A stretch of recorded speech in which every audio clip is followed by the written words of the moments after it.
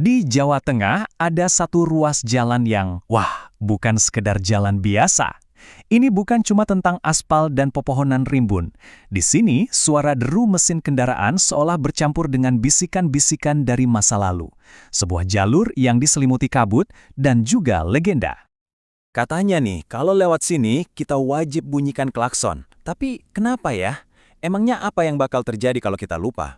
Nah, ini dia, misteri pertama yang menyambut siapapun yang melintasi Alas Roban. Selamat datang di Alas Roban. Kalau lihat di peta, ini cuma jalur biasa yang menghubungkan Batang dan Semarang. Tapi bagi mereka yang nekat lewat sini di tengah kegelapan malam, jalan ini rasanya lebih dari itu. Ini adalah jembatan antara dunia kita dan dunia lain.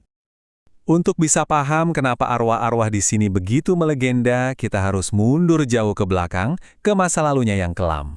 Karena, ya gitu, di balik setiap cerita seram, hampir selalu ada sejarah yang tragis. Jadi gini, jauh sebelum ada aspal, sekitar tahun 1602, seorang Panglima Mataram membuka hutan ini. Konon, tindakannya itu mengusik para penunggu aslinya.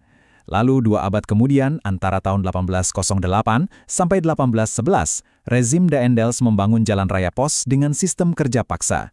Nah, 2 peristiwa inilah yang jadi fondasi reputasi angker Alas Roban. Jalan ini dibangun bukan pakai alat berat canggih, tapi lewat kerja rodi, kerja paksa. Coba bayangin deh, para pekerja dipaksa membabat hutan dan meratakan bukit tanpa upah, tanpa istirahat, bahkan makan pun nggak layak. Jadi, setiap meter aspal di sini tuh dibangun di atas penderitaan manusia yang nggak kebayang. Korbannya ribuan.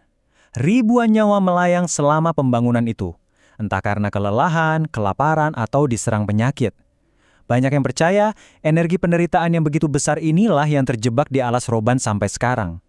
Intinya, jalan ini berdiri di atas sebuah kuburan massal tanpa nama. Oke, itu tadi sejarahnya. Sekarang, gimana warisan kelam itu muncul di zaman modern? Mari kita dengar 3 kisah nyata, langsung dari orang-orang yang berhadapan dengan kengerian Alas Roban. Kisah pertama dikenal dengan sebutan warung jin. Bayangin, kalian lagi terdampar di tengah malam terus nemu warung. Harusnya kan lega ya, tapi warung yang satu ini bukannya nawarin kehangatan, malah nawarin teror. Inilah yang dialami seorang traveler bernama Bian di tahun 2017. Jadi ceritanya, sekitar jam 1 pagi, bus yang ditumpangi Bian mogok. Dia dan satu penumpang lain mencoba cari bantuan, nemu warung terpencil. Awalnya semua kelihatan normal, sampai tiba-tiba wajah si ibu penjual berubah jadi hancur lebur. Matanya rusak, mulutnya robek. Mereka langsung lari tunggang langgang. Dan pas lari itu, mereka dikejar kuntilanak dan pocong. Dan puncaknya, pas mereka sampai di bus, semua hantu itu menampakkan diri di depan seluruh penumpang. Ini bukan lagi halusinasi, tapi teror massal. Lanjut ke cerita berikutnya. Kita mundur sedikit ke tahun 2008. Ada seorang supir truk bernama John. Dia bertemu penumpang misterius di sebuah tanjakan bernama Tanjakan Cilukba. Dan pertemuan ini akan menghantuinya seumur hidup. Jadi, John ini memberi tumpangan pada satu keluarga. Gak lama, tiba-tiba kabin treknya dipenuhi bau anyir darah yang menyengat. Aneh kan? Makin aneh lagi, keluarga ini ngajak John mampir ke rumah mereka buat istirahat. Di sana, kejanggalannya makin banyak. Rumah itu nggak punya dapur, tapi mereka bisa menyajikan kopi dan mie instan. Lalu John ditawari pesugihan, sebuah ritual gaib untuk jadi kaya mendadak. Tentu aja John menolak dan langsung pamit. Tapi, pas dia menyalakan mesin truknya dan melihat ke belakang, rumah itu lenyap. Hilang begitu saja seolah-olah memang nggak pernah ada. Belakangan, dia baru tahu kalau keluarga itu adalah arwah korban kecelakaan yang meninggal tepat di tanjakan tersebut. Oke, cerita terakhir ini mungkin yang paling bikin bingung. Dialami oleh 2 sahabat, Agus dan Rifkan. Ceritanya tentang sebuah bengkel tambal ban yang seharusnya nggak ada di sana. Kisah ini nunjukin betapa kuatnya ilusi di Alas Roban.